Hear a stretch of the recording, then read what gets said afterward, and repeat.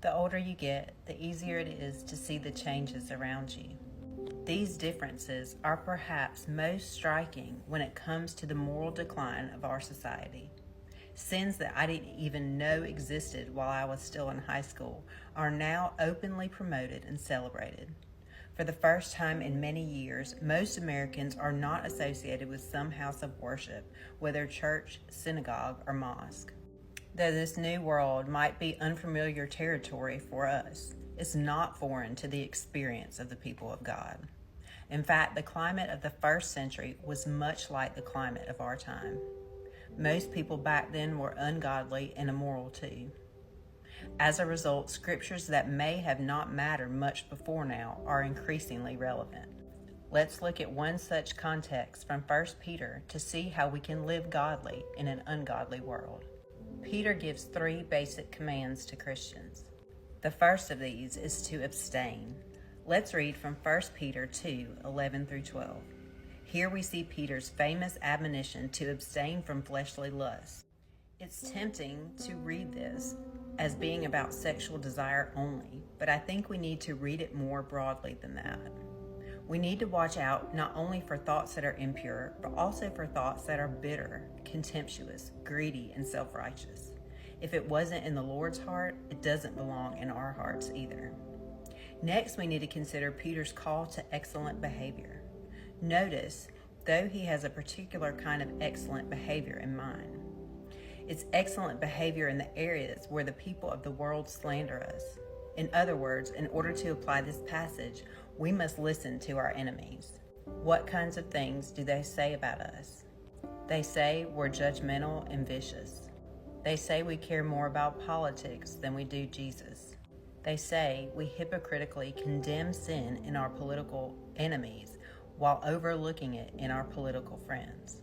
They say we covertly support white supremacy and don't care about the plight of black and brown people. Make no mistake, brethren. There are people who used to worship here who will never return because they believe those things about us. It's tempting to fire back when we hear things like this, but that's not what Peter urges us to do. Christians don't reply to slander with angry rebuttals. We reply to slander with good deeds.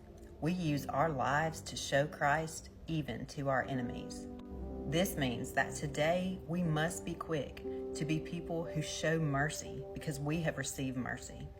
We must spend more time with the Bible than we do with cable news. We must apply the standards of the Bible to everyone without partiality. We must prove by the way we treat others that we care about everyone with a soul.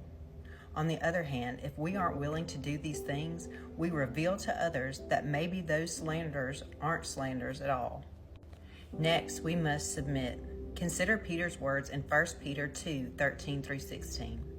As always, it's worth noting that our political system is very different from that of the Roman Empire.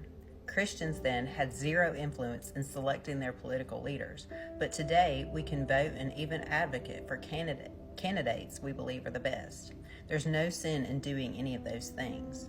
However, when the election is over, our role is clear. We are to submit to the government whether our candidates got in or not. We don't have to agree with the decisions the government hands down, but we do have to obey them anyway.